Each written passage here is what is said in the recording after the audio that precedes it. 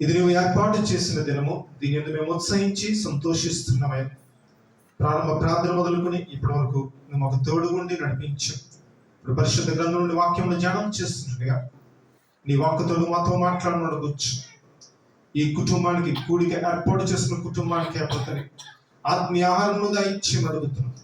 కూడి వచ్చిన సంఘ బిడ్డలందరినీ ఆయా యొక్క వాక్యంతో బలపరచుకోమని, నన్ను నీ సిలువ చెట్ల వరకు వచ్చుకోమని, వ్యక్తపడిన వాక్యమాయ ప్రతి ఒక్కరి జీవితంలో ఫలవదలను కృప చూపించమని యేసు నామమున ప్రార్థన అడిగి వేడుకొనిచున్నాము తండ్రి, ఆమేన్. ఈరోజు వాక్యాంశము రక్షణ సువార్త. ఈరోజు వాక్యాంశము రక్షణ సువార్త. అయితే ఈ యొక్క వాక్యంలోకి వెళ్లే ముందు మీకు 2 ఉదాహరణలు తెలియజేస్తాను. మరి మా ఆంటీ అంటే రత్నశ్రీ గారు, తల్లి గారు అంటే మా నాన్నమ్మ దేవుని అంగీకరించిన బిడ్డే. మా నాన్నమ్మకి 4 సంతానం. మొదటిది మా నాన్నగారు, రెండోది 2 మరి పిల్లలు, తర్వాత ఆఖర మరి మా ఆంటీ. మా నాన్నమ్మ మొదటి నుంచి దేవునిలో ఉంది. నాకు ఊహ తెలిసినప్పటి నుంచి దేవునిలో ఉంది. ఆ బిడ్డ దేవునిలో ఉంటూ మరి చక్కగా దేవుని మరి ఏ రీతిగా నడిపించాడు దేవుడు అటు మాదిరిగా నడుచుకుంది. వాళ్ళ పిల్లల విషయంకి వచ్చేటప్పటికి, అంటే మరి మా నాన్నగారు, మా 2 బాబాయిలు, మా ఆంటీ విషయానికి వచ్చేటప్పటికి, మా నాన్నగారు నాకు చిన్నప్పటి నుంచి తెలిసిన నుంచి ఆయన రక్షించబడ్డారు, మా తల్లిదండ్రులు 2. మా ఆంటీ, మా అంకుల్ గారు దేవుని విశ్వాసం ఉంచేవారు. అలాగని ఏ యొక్క మందిరానికి వెళ్ళేవారు కాదు, అలాగని ఏ యొక్క విగ్రహారాధన చేసేవారు కాదు. దేవుని అంటే విశ్వాసం. ఇలా ఉంటున్న సందర్భంలో మరి మేము పరిచర్యకు రావడం జరిగింది. మేము పరిచర్యకు వచ్చిన తర్వాత పాస్టర్ గారు ఏంటంటే 3 దినాలు ఉపవాసం ఉన్నారు. ఉపవాసం ఉండి ప్రార్థన చేసిన తర్వాత దేవుడు ఇచ్చిన తలంపును బట్టి మొట్టమొదటిగా మేము పాస్టర్ గారు వచ్చిన గృహం ఇదే వచ్చి మరి మా ఆంటీకి రక్షణ సువార్తను ప్రకటించడం జరిగింది. ఆ బిడ్డ దాన్ని అంగీకరించారు. మరి మా అంకుల్ గారు, మా ఆంటీ దాన్ని అంగీకరించి మరి మందిరానికి రావడం జరిగింది. అది మొదలుకొని ఈ రీతిగా వారు ఆ సువార్తను అంగీకరించి, దేవుని మాటలను అంగీకరించి దేవునిలో ఎదుగుచున్నారు. అయితే ఎప్పుడైతే వీరు ఇంతకు ముందు దేవుణ్ణి అంగీకరించారు, ఏ విగ్రహారాధన చేయలేదు. మీరు చూసినట్లు ఎక్కడ కూడా ఫోటో కూడా, ఏ విగ్రహారాధన ఫోటో కూడా ఉండదు. కాకపోతే ఏ మందిరానికి వెళ్ళేవారు కాదు. చక్కగా మరి దేవుని మీద ఆనుకునే జీవించేవారు. కానీ పరిశుద్ధ ప్రార్థన మందిరానికి వచ్చిన తర్వాత దేవుడు వీరి జీవితంలో గొప్ప కార్యములు జరిగించాడు. మరి జరిగించిన కార్యం దాకా మా ఆంటీ సాక్ష్యం తెలియజేసింది కదా. అయితే వీటికి తోడుగా దీనికన్నా ముందుగా జరిగిన గొప్ప సాక్ష్యం ఏమిటంటే, మే నెల ఆన్లైన్ ప్రేయర్ జరుగుతుంది. మందిరంలో ఆన్లైన్ ప్రేయర్ జరుగుతుంది. మే నెల జరుగుతున్నప్పుడు పాస్టర్ గారికి వచ్చిన తలంపును బట్టి, దేవుడు ఇచ్చిన తలంపును బట్టి పావనికి ఫోన్ చేయడం జరిగింది. ఆ అమ్మాయి ఇక్కడ ఉంది కదా, పావనికి ఫోన్ చేయడం జరిగింది. తన ఫోన్ చేసి ఓకే, ఆ బిడ్డ పాస్టర్ గారికి ఫోన్ చేసి మాట్లాడుకున్నారు. ఆ సందర్భం ఏమిటంటే పెళ్లి రోజు. అప్పటికి వారికి ఒక పాప ఉంది, శ్రేష్ఠ. తర్వాత వారు మరి గర్భఫలం గురించి ఎదురు చూస్తున్నారు, కానీ ఇంకా గర్భఫలం రాలేదు. ఇది పాస్టర్ గారు చెప్పేది కరెక్ట్. అయితే పాస్టర్ గారు ఏమన్నారంటే, వచ్చే సంవత్సరం ఈ టైంకి దేవుడు మీకు చక్కటి గర్భఫలాన్ని ఇస్తారని మరి పాస్టర్ గారు చెప్పారు కదమ్మా. నీకు మగ పిల్లడని కూడా మరి పాస్టర్ గారు చెప్పారు. పావని చెప్పాలని సాక్షి ఇది. అయితే వచ్చే సంవత్సరం ఈ టైంకి దేవుడు చక్కటి మగపిల్లాన్ని ఇస్తాడని మరి పాస్టర్ గారు మరి చక్కగా బిడ్డకి దేవుడు తెలియచేసిన రీతిగా తెలియచేశారు. అట్టి రీతిగానే మరి మన ఎదురుగుంటే కనబడుతుంది కదా వేదాంశ్, వాగ్దాన పుత్రుడు. దేవుడు చక్కటి బహుమానాన్ని ఇచ్చారు. ఎప్పుడైతే ఒక కుటుంబము జాగ్రత్త గమనించినాం. ఎప్పుడైతే ఒక కుటుంబము దేవుని సువార్త, దేవుని మాటను అంగీకరించి దానికి లోబడి రక్షణ వస్త్రమును ధరింప చేసుకుంటారో, దేవుని యందు భయభక్తులు కలిగి జీవిస్తారో, దేవుడు తప్పకుండా ఆ కుటుంబంలో ఎన్నో గొప్ప కార్యములు చేస్తారు. ఈ రోజున వాక్యాంశము రక్షణ సువార్త. చూడండి, మొదటిగా చూద్దాం ద్వితీయోపదేశకాండం 18వ అధ్యాయము 17-18 వచనాలు చదువుదాం. మరియు యెహోవా నాతో ఇట్లనెను, వారు చెప్పిన మాట మంచిది. వారి సహోదరుల నుండి నీ వంటి ప్రవర్తకును వారి కొరకు పుట్టించెదను. అతని నోట నా మాటలు నుంచుదును. నేను అతను ఆజ్ఞాపించినది యావత్తును అతడు వారితో చెప్పెను. చాలా ద్వితీయోపదేశకాండము 18వ అధ్యాయము 17-18 వచనాల్లో మనము చూసినట్లయితే ఇది యేసు క్రీస్తు ప్రభువారిని గురించి తెలియచేయబడిన వాగ్దానం. పాత నిబంధనలో మరి చాలా మంది అంటారు యేసు క్రీస్తు ప్రభువారి మరి సంభాషణ ఎక్కడ వచ్చిందండి, యేసు క్రీస్తు ప్రభువారి గురించి ఎక్కడ ఉందని అంటే ఎవరన్నా అడిగినట్లయితే కనుక ఇక్కడ రాయబడి ఉంది 17వ వచనంలో, మరియు యెహోవా నాతో ఇట్లనెను, వారు చెప్పిన మాట మంచిది. ఏ మాట చెప్పారంటే, వారి సహోదరులలో నుండి నీ వంటి ప్రవక్తను వారి కొరకు పుట్టించను. మరి ఇశ్రాయేల్ ప్రజల్లో నుంచి ఒక ప్రవక్తను నేను పుట్టిస్తాను, వారి సహోదరులలో నుండి అంటే వారి జనాంగములో నుండి ఒక ప్రవక్తను నేను పుట్టించెదను, అతని నోట నా మాటలు ఉంచెదను. ఆ ప్రవక్త నోట నా మాటలు, దేవుని మాటలు ఉంచెదను, నేను అతనికి ఆజ్ఞాపించేది యావత్తును అతడు వారితో చెప్పాను. యేసుక్రీస్తు ప్రభువారు ఒక ప్రవక్తగా, ఒక అభిషేక్తుడిగా, ఒక మెస్సయ్యగా వస్తాడని మరి దేవాది దేవుడు తండ్రి అయిన దేవుడు ఏదైతే తెలియచేశాడో అది అక్కడ జనాంగానికి తెలియచేస్తారని మరి ఇక్కడ మాటలు రాయబడి ఉన్నాయి. అయితే ఏమి తెలియచేస్తాడు ఆయన, మరి ఏమని ఏ రీతిగా తెలియచేస్తారని మన వాక్యము చూసినట్లయితే కనుక యెషయా గ్రంథము 61వ అధ్యాయము, యెషయా గ్రంథము 61వ అధ్యాయము 1వ వచనం చదువుకుందాం. ప్రభువైన యెహోవా ఆత్మ నా మీదకు వచ్చి ఉన్నది, దీనులకు సువార్తమానము ప్రకటించుటకు యెహోవా నన్ను అభిషేకించును. నలిగిన హృదయము గల వారిని దృఢపరచుటకును, చెరలోనున్న వారిని విడుదలను, బంధింపబడిన వారికి విముక్తి ప్రకటించుటకును. చాలా యెషయా గ్రంథము 61వ అధ్యాయము 1వ వచనంలో ఈ రీతిగా రాయబడింది. ఆయన ప్రవక్త ఏమని తెలియచేస్తాడంటే దాని యొక్క సారాంశం ఇక్కడ రాయబడింది. ఏమని రాయబడింది? నా మాటలు చెబుతాడని ద్వితీయోపదేశకాండంలో ఉంది. ఏమని రాయబడింది? ఏమని చెప్తాడంటే, ప్రభువుకు యెహోవా ఆత్మ నా మీదకి వచ్చినది, దీనులకు సువర్తమానము ప్రకటించదు. ఇక్కడ మనం గమనించినట్లయితే 3 విషయాలు మరి పొందుపరచబడి ఉన్నాయి. మొదటిది దీనులకు సువార్త. యేసుక్రీస్తు ప్రభువారు మరి ఆ యొక్క ఇశ్రాయేల్ ప్రజలకు లేదంటే అక్కడ ఉన్న ప్రతి ఒక్కరికి మరి సువార్తను ప్రకటించడానికి నేను వచ్చానని దేవుని వాక్యము సెలవిస్తున్నది. దీనులకు సువర్తమానము ప్రకటించడానికి యేసు ప్రభువారు ఎందుకు వచ్చారండి భూలోకానికి?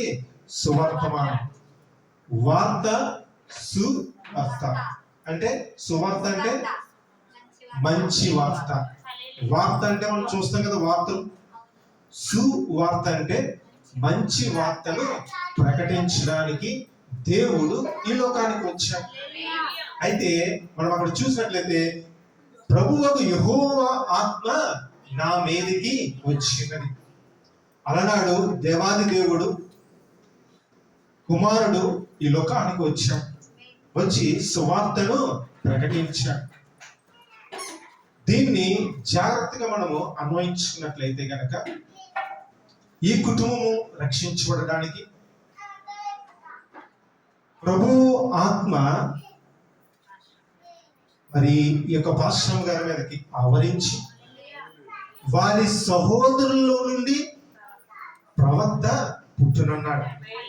మరి వారికి తెలీదు, మాకు తెలీదు. నేను పాశ్రం గారు అమ్మాయిని చేసుకుంటానని పెళ్లి ఎవరు ఊహించలేదు. కానీ అనాది సంకల్పము చొప్పున దేవుడు ఒక ప్రణాళిక రచించాడు. రాజశ్రీ గారు అంటే రత్నశ్రీ గారు రక్షించబడాలంటే రవికి వివాహం కావాలి. అది ఒక పాస్టర్ గారి కుమార్తె అయి ఉండాలి. ఆ కుమార్తె ద్వారా ఈ కుటుంబం రక్షించబడాలి. అది దేవుని ప్రణాళిక. అలనాడు యేసుక్రీస్తు ప్రభువారు ఈ భూలోకానికి వచ్చారు. ఇశ్రాయేలు ప్రజలకు అందరికీ సువార్తను అందించడానికి ఆయన అనేక అద్భుతాలు చేశాడు, అనేక ఆశ్చర్యకార్యాలు జరిగించారు. ఈ రోజున మరి ఈ కుటుంబానికి సువార్తను అందించడానికి, రక్షణ సువార్తను అందించడానికి దేవుడు మమ్మల్ని ఏర్పాటు చేసుకున్నాడు. ఇంత గొప్ప ధన్యతను దేవుడు మాకు ఇచ్చాడు. మరి తర్వాత చూడండి, యెహోవా నన్ను అభిషేకించెను. రెండవది ఏంటంటే, మొదటిది సువార్తను ప్రకటించడానికి, రెండవది నలిగిన హృదయము గల వారిని దృఢపరచడానికి. రెండోది చూసినట్లయితే యేసు ప్రభు వారు ఈ భూలోకానికి ఎందుకు వచ్చారంటే, మొదటిది సువార్తను ప్రకటించడానికి, రెండవది నలిగిన హృదయములను దృఢపరచడానికి. చూడండి, అనేక హృదయాలు ఇక్కడ మనం చాలా మంది కూర్చున్నాం. ఇక్కడ అనేక మంది హృదయాలు కలవడంతో ఉంటాయి. చక్కగా చూడడానికి చక్కగా ఉంటాము, కానీ హృదయములో కలవరం ఉంటుంది. అయితే ఆ కలవరం ఎవరు తీస్తారయ్యా అంటే, కుమారుడు ఈ భూలోకానికి వచ్చి ఆ యొక్క కలవరాన్ని తీసివేస్తారని దేవుని వాక్యము సెలవిస్తున్నది. తర్వాత మూడవదిగా చూసినట్లయితే, చెరలో ఉన్న వారికి విడుదలను, బంధించబడిన వారికి విముక్తిని ప్రకటించడానికి ఆయన ఈ లోకానికి వచ్చారు. మరి ఆ యొక్క రక్షణ ఆనందం లేకుండా మరి బంధించబడిన వీరి కుటుంబానికి దేవుడు ఏం చేశారంటే, మరి పరిశుద్ధ ప్రార్థన మందిరం ద్వారా విముక్తిని కలిగి చేశాడు. చిన్న దేవుని కార్యములు చాలా ఆశ్చర్యములు, చాలా అద్భుతములు.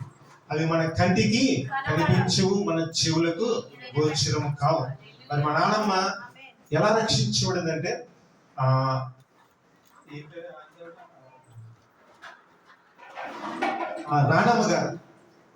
రాణమ్మ గారని ఒక మరి సువార్థికురాలు మొదట, తర్వాత ఆమె దైవజనులు. ఆమె ద్వారా మరి మా నాన్నమ్మ గారు దేవునిలో రావడం జరిగింది. తదుపరి మరి బెన్నీ గారి ద్వారా మరి ఆత్మీయంగా బలపడ్డారు. మరి వారి కుమార్తె మరి రత్నశ్రీ గారు మరి రక్షణలో రావడానికి దేవుడు మమ్మల్ని ఏర్పాటు చేస్తున్నారు. వారి సహోదరుల నుండి ఒక ప్రవక్త బయలుదేరారు. ఈ వాక్యం చదివినప్పుడు ఎలా అనుకున్నాడు, నేను వేరే వాక్యం సిద్ధపడ్డాను, కానీ దేవుడి వాక్యం చూసిన నిజమే కదా.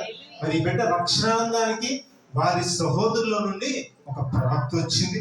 ఆ ప్రవక్త వీరికి రక్షణానందమును తీసుకొచ్చింది. మరి అదే రీతిగా మరి బంధించబడి, రక్షణ లేకుండా బంధించబడి ఉన్న వారికి విడుదల ఇచ్చాడు. చూడండి, 3 విషయాలు మనం ఇక్కడ చూస్తున్నాం. మొదటిది సువార్త, రెండోది నలిగిన హృదయముల వారిని దృఢపరచడం, మూడోది విడుదల. చూద్దాం, యేసుక్రీస్తు ప్రభువారు అంటున్నారు కదా, సర్వలోకములకు వెళ్ళి సర్వ సృష్టికి సువార్తను ప్రకటించండి. దేవుడే ఒక బాధ్యత అప్పచెప్పాడు మనకి. ఒక తండ్రిగా మన పిల్లలకి ఏం చెప్తాం? బాధ్యతలు అప్పచెప్తాం.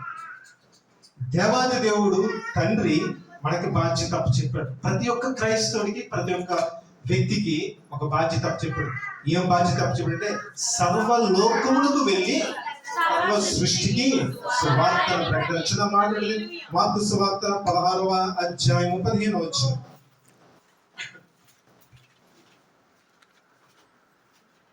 మార్కు సువార్త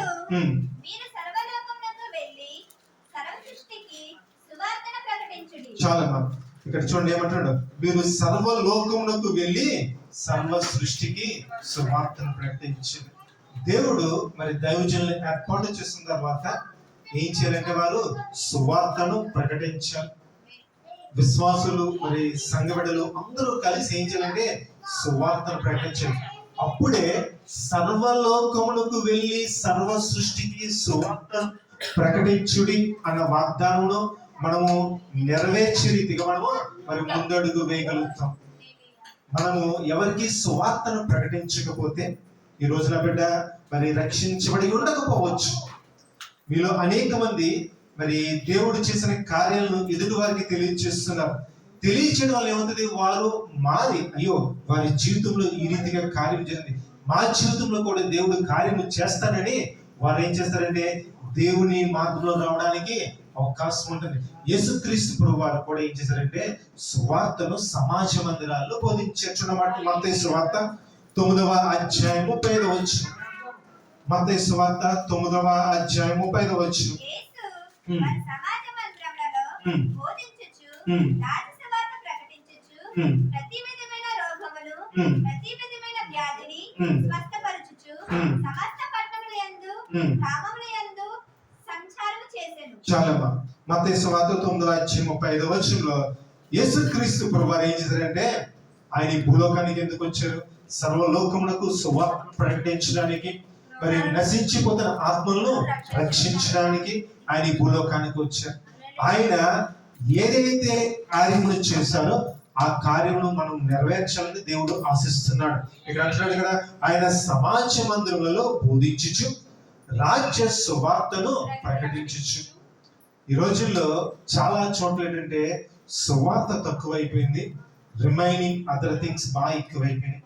చాలా మరి అది విచారకరమైన సంఘటన.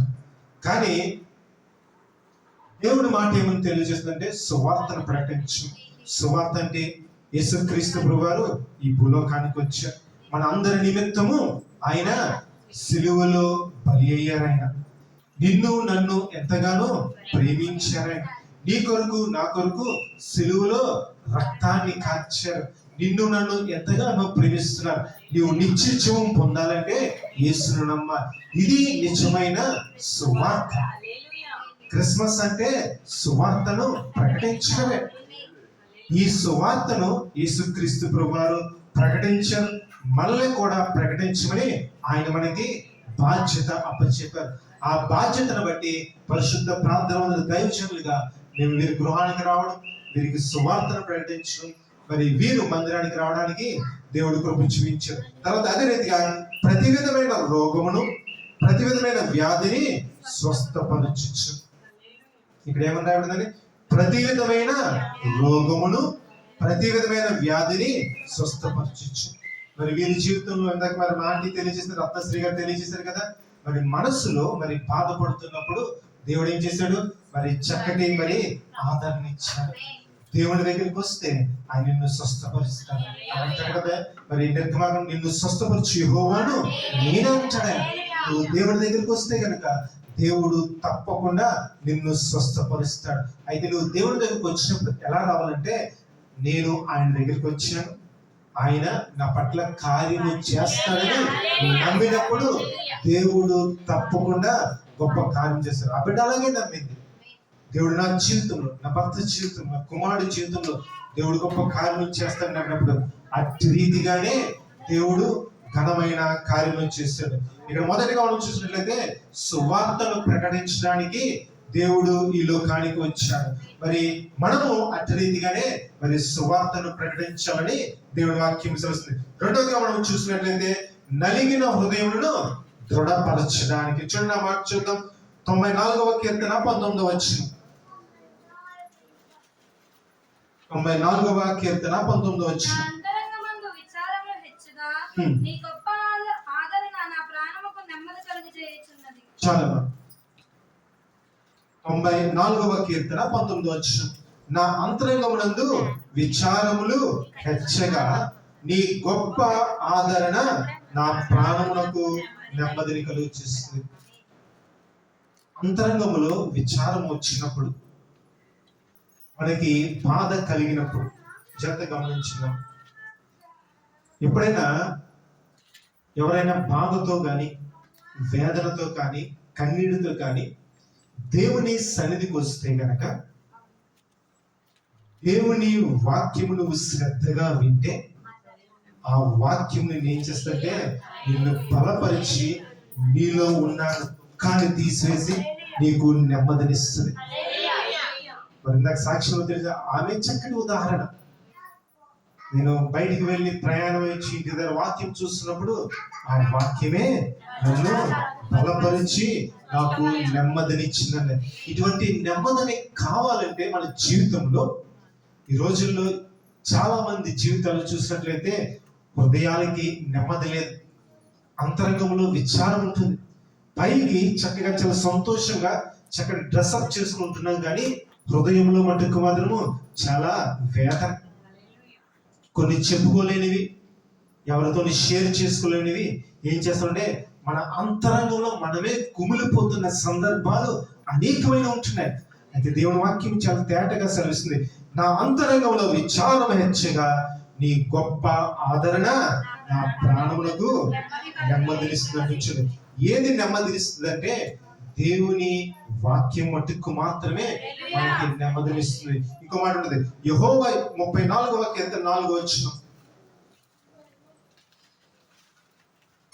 నేను యెహోవా యొద్ద విచారణ చేయగా ఆయన నాకు ఉత్తరం ఇచ్చెను, నాకు కలిగిన భయములన్నిటిలో నుండి ఆయన నన్ను తప్పించెను. చాలమ్మా చూడండి, ఆయన నాకు ఉత్తరం ఇచ్చాను. మరి ఒక భార్యగా రత్నశ్రీ గారు భర్త గారి గురించి మరి కష్టాజితము ఆశీర్వదించబడాలి అని ఆమె దేవుని యొద్ద విచారణ చేసినప్పుడు, దేవునికి మొర్ర పెట్టినప్పుడు దేవుడు ఏం చేశాడు? ఆ యొక్క మొర్రను విని ఆ యొక్క భయములన్నిటి నుండి తప్పించాడు. ఎప్పుడైనా మనకు భయం కలిగినప్పుడు మనం ఏం చేయాలంటే వాళ్ళకి వీళ్ళకి మనము షేర్ చేసుకోవడం తర్వాత మొదట మనము ఎవరికి షేర్ చేయాలంటే దేవునికి షేర్ చేయాలి. నువ్వు దేవునికి ప్రార్థన చేయాలి. నువ్వు వేగు జామున నువ్వు దేవునికి మొర్ర పెట్టినప్పుడు నీకు కలిగిన ప్రతి భయం నుండి ఆయన విడిపిస్తాడు. మన కుటుంబాల సన్నిధిలో ఎన్నో సాక్ష్యాలు, ఎన్నో కుటుంబాల్లో ఇవి సజీవ సాక్ష్యాలు. నీకు కలిగిన ప్రతి భయం నుండి నువ్వు విడుదల పొందాలంటే నువ్వు దేవునికి మొర్ర పెట్టాలి. నువ్వు దేవునికి మొర్ర పెట్టినప్పుడు దేవుడు ఏమంటాడంటే నేను ఉన్నానంటాడు. ఇక మీదట నీవు విడువబడిన దానవు అనబడవని దేవుడు వాక్యం చేస్తుంది. అంటే దేవుడు మనకి తోడుగా ఉంటాడు. నేను నీకు తోడుగా ఉన్నాను, భయం లేదని దేవుడు వాక్యం మనల్ని బలపరుస్తుంది.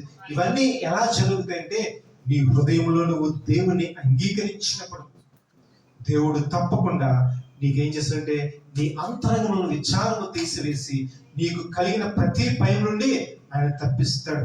గుండె చెదరని వారిని బాగు చేయువాడని దేవుని వాక్యం సెలవుస్తుంది. ఒకవేళ మన గుండె కొన్ని సందర్భాలు వచ్చింది అంటారు కదా, గుండె పగిలిపోయింది బాధ వస్తుంది అంటారు. అంటే ఇంకా దాన్ని ఎవరు మనల్ని తీర్చలేరు. దాన్ని ఎంతమంది ఓదార్చినా కానీ ఎవరు ఓదార్చలేరు మనం. కానీ యేసయ్య మట్టుకు మాత్రము గుండె చెదరిన వారిని బాగు చేసే దేవుడు, ఆయన నీ గాయములను కట్టే దేవుడు. అటువంటి దేవునికి నీవు మొర్ర పెట్టినప్పుడు దేవుడు తప్పకుండా నీకున్న విచారాన్ని తీసివేస్తాడు, నీకున్న భయాన్ని తీసివేస్తాడు, నీ గుండెల్లో ఉన్న ప్రతి బాధను ఆయన తీసివేస్తాడు. నలిగిన హృదయములకు యెషయా 61 ఉంది కదా, 2వ మాట, నలిగిన హృదయములను దృఢపరుస్తాడు. నీ హృదయం దృఢపరచాలంటే నువ్వు యేసుని నమ్మాలి. యేసుక్రీస్తు ప్రభువారి సువార్తను నువ్వు అంగీకరించాలి. అప్పుడు నీ జీవితంలో వెలుగు వస్తుంది. అప్పుడు నువ్వు వెలుగు సంబంధులుగా ఉంటావు. అంతే తప్ప మందిరానికి వచ్చి వెళ్ళిపోతావు. క్రియలు లేకపోతే, క్రియలు లేని విశ్వాసము మొత్తం అని దేవుని వాక్యం సెలవుస్తుంది. మనము దేవుణ్ణి అంగీకరించామంటే మన మాట, మన నడవడిక, మన చూపు, మన ప్రవర్తన అన్నీ ఆయనకి ఇష్టమైనవి ఉండాలి. ఇవన్నీ నశించిపోతున్న వారికి సిలువను గురించిన వార్త వెర్రితనము, కానీ నాకైతే అది ఎంతో గొప్ప రక్షణ, గొప్ప ఆనందం అంటాడు. మనము దేవునిలో భయభక్తులు కలిగి జీవిస్తుంటే కొంతమందికి అది వెర్రితనముగా ఉంటుంది, కానీ దేవునికి మట్టుకు మాత్రం చాలా సంతోషం ఉంటుంది. మనం మనుషుల్ని మెప్పించే వారికి ఉండకూడదు, మనము దేవుణ్ణి సంతోష పెట్టే వారికి ఉన్నప్పుడు దేవుడు తప్పకుండా నీ హృదయ వేదనను తీసివేస్తాడు. అట్టి మాదిరిగానే మరి వారి కుటుంబంలో ఉన్న ప్రతి ఒక్క బాధను తీసివేసి సంతోషం ఇచ్చాడు. మూడోదిగా చూసినట్లయితే విడుదల, విముక్తి. చూద్దాం, ఆ మాట చూద్దాం. యెషయా గ్రంథము 61వ అధ్యాయము 10వ వచనం. శృంగారమైన రక్షణ వస్త్రములు నాకు ధరింప చేసి ఉన్నాడు, నీతి అను పైబట్టను నాకు ధరింప చేసి ఉన్నాడు. కాగా యెహోవాను బట్టి మాదానందముతో నేను ఆనందించుచున్నాను, నా దేవుని బట్టి నా ఆత్మ ఉల్లసించుచున్నది. చూడండి, దేన్ని బట్టి ఇక్కడ మనం చూసినట్లయితే యెషయా గ్రంథంలో అంటాడు, రక్షణ వస్త్రములను నాకు ధరింపచేసి ఉన్నాడు. రక్షణ వస్త్రము ధరించిన తర్వాత మనం ఎవరిని బట్టి ఆనందించాలంటే దేవుణ్ణి బట్టి మనము ఆనందించాలి. ఎప్పుడైతే నువ్వు దేవుని బట్టి ఆనందించావో దేవుడు ఏం చేస్తాడంటే తన గుప్పిలి విప్పుతాడు, తన గుప్పిలి విప్పుతాడు. పిల్లలు మనం సంతోష పెట్టారు. ఇక్కడ అందరూ తల్లిదండ్రులు ఉన్నారు కదా, ఏమో అందరూ తల్లిదండ్రులు ఉన్నారు. పిల్లలు చక్కగా మన మాట వింటే ఏం చేస్తాం? జేబులోంచి తీసి కూడా ఇది కొనుక్కుంటాం. ఏదో సందర్భం చక్కగా. రాము గారు చాలా చక్కగా నవ్వుతున్నారు. మన పిల్లలు మన మాట విన్నప్పుడు ఏదైనా ఏం చేస్తాం? చక్కగా ఇది కూడా ఏదైనా కొనుక్కో, లేదంటే ఈ ఒక ఐటెం కొనుక్కొని ఇస్తాం. ఎప్పుడైతే నువ్వు రక్షణ వస్త్రములు ధరించుకుని దేవుణ్ణి సంతోషపెట్టావో దేవుడు ఏం చేస్తాడంటే తన గుప్పిలి విప్పుతాడు. ఎప్పుడైతే దేవుని గుప్పిలి విప్పాడో నీ జీవితంలో సమృద్ధి, నీ జీవితంలో అధికమైనది, నీ జీవితంలో ఆనందం, నీ జీవితంలో కొదువన్నది ఉండదు. గర్వంగా చెప్పచ్చు, యెహోవా నా కాపరి, నాకు ఏమీ, నా శత్రువులు నాకు భోజనం సిద్ధపరుస్తాడు. ఇటువంటి చక్కటి మరి వాక్యము, మరి ఇటువంటి చక్కటి సాక్ష్యము తెలియజేసేదిగా దేవుడు మనల్ని నిలబెడతాడు. అంత మట్టుకు మాత్రమే అక్కడ అంటాడు కదా, నా ఆత్మ, చూడండి, దేవుణ్ణి బట్టి నా ఆత్మ ఉల్లసిస్తుందట. అంటే నాలో ఆత్మ ఉంటుంది, ఏమో మనలో ఆత్మ ఉంటుంది. ఇది శరీరము, మనిషిలో 3 ఉంటాయి. దేవుడు నేల నుండి మట్టిని తీసి తన స్వరూపంలో తన పోలికను చేశాడు, అంటే మట్టితో అయింది. తర్వాత ఆదికాండంలో చూస్తుంటది, నరుడు, దేవుడు జీవవాయువు ఊదగా నరుడు జీవాత్మ అయి ఉంటది. జీవము ప్లస్ ఆత్మ, అంటే నాలో మట్టి శరీరము, జీవము, ఆత్మ, ఈ 3 ఉంటాయి. మరి నా ఆత్మ దేని బట్టి సంతోషిస్తుంది? లోకాన్ని బట్టి సంతోషిస్తే దేవునికి ఆనందం కాదు. నా ఆత్మ దేవుని బట్టి సంతోషించినట్లయితే దేవుడు ఎంతగానో ఉల్లసిస్తాడు. నీవు నా ప్రియ కుమారుడు, నేను నీ యందు ఆనందిస్తున్నానని సెలవిచ్చినదిగా దేవుడు ఎంతగానో సంతోషిస్తాడు. మరి ఇక్కడ రక్షణ వస్త్రమును ఆ బిడ్డకి ధరింపచేస్తాడు. ధరింపచేయడం మట్టుకు మాత్రమే కాకుండా దేవునిలో బలముగా ముందుకు సాగుతూ మరి తన కుటుంబం కొరకు ఆ బిడ్డ ప్రార్థన చేయడానికి కూడా దేవుడు ఎంతగానో కృప చూపిస్తున్నాడు. ఇంకో మాట చూద్దాం. కొలస్సీలకు రాసిన పత్రిక 1వ అధ్యాయం, కొలస్సీలకు రాసిన పత్రిక 1వ అధ్యాయం 13వ వచనం. ఆయన మనలను అంధకార సంబంధమైన అధికారంలో నుండి విడుదల చేసి తాను ప్రేమించిన తన కుమారుని యొక్క రాజ నివాసులుగా చేసెను. చాలా చూడండి, మొదటిది సువార్త. యెషయా గ్రంథము 61వ అధ్యాయం 61వ వచనం చూస్తున్నాం కదా, సువార్త. రెండోది నలిగిన హృదయముల వారిని మరి దృఢపరచుటకు. మూడవది ఏంటంటే విడుదల కానీ విముక్తి కానీ. ఇక్కడ మనం చూసినట్లయితే కొలస్సీలకు రాసిన పత్రిక 1వ అధ్యాయం 13వ వచనం, ఆయన మనల్ని అంధకార సంబంధమైన అధికారంలో నుండి విడుదల చేశారు. చూడండి, అంధకార సంబంధమైన అంటే ఈ లోకమంతా అంధకారం. లోకమంతా మనకి ఏమున్నా ఎన్నున్నప్పటికీ అదంతా వృధా. ఏమున్నా అదంతా వృధాయే. ఇక్కడ అంటున్నాడు కదా, అంధకార సంబంధం అధికారం నుండి విడుదల చేసి తాను ప్రేమించిన తన కుమారుని యొక్క రాజ్య నివాసులుగా చేశాడు. దేవుడు ఏం చేశాడంటే వారిని, రత్నశ్రీ గారిని తన రాజ్య నివాసులుగా ఆయన చేశాడు. తన తోటి మరి వారసులుగా దేవుడు నిలవబెట్టాడు. తేజోవాసుల పరిశుద్ధుల స్వాస్యంలో పాలువారం అయ్యేటట్టుగా దేవుడు అవిడని చేశాడు. ఇవన్నీ ఎలా జరుగుతాయంటే నీవు దేవుని సువార్తను అంగీకరించి రక్షించబడాలి. నువ్వు నిత్య జీవం పొందుకోవాలంటే, దేవుని రాజ్యంలో నువ్వు ప్రవేశించాలంటే నువ్వు దేవుని మాటను అంగీకరించాలి. ఆయనే నిజమైన దేవుడు. ఆయన నా కొరకు రక్తం నుంచి ఇచ్చాడు. ఆయన నా కొరకు తన ప్రాణాన్ని వెలగా ఇచ్చాడని నువ్వు ఎప్పుడైతే అంగీకరిస్తావో, అంగీకరించి రక్షించబడి నీటి బాప్తిసం పొందుకుంటావో, దేవుని రాజ్య నివాసుల్లో నువ్వు వారసులుగా ఉంటావు. అయితే నువ్వు దేవుని రాజ్య నివాసులో వారసులుగా ఉంటావండి. ఈ లోకంలో ఉన్న పరిస్థితి ఏంటంటే అని అంటాడు కదా, దేవుడు నీకు సమృద్ధిని దయచేస్తాడు. దేవుడు తాను ఏర్పాటు చేసుకున్న వారిని విడిచిపెట్టాడు. జగత్తు పునాది వేయబడక మునిపే ఆయన నిన్ను ఏర్పాటు చేసుకున్నాడు. ఆయన ఏర్పాటు చేసుకున్న వ్యక్తుల్ని ఇప్పుడు విడిచిపెట్టాడు. నీ జీవితంలో కొదువన్నది లేకుండా దేవుడు ఏం చేస్తాడంటే తన హస్తమును చాపి నీకు సంతోషమును సమృద్ధిని ఇస్తాడు. ఈరోజు వాక్యాంశము రక్షణ సువార్త.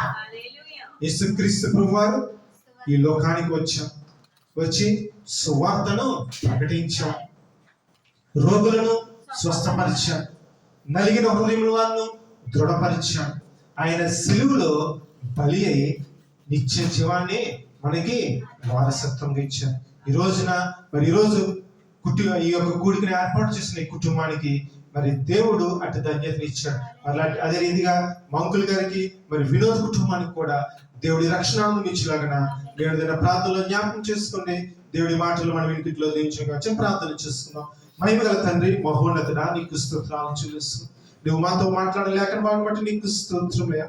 అయ్యా ప్రభుత్వం, నువ్వు రక్షణ సువార్తను ప్రకటించు.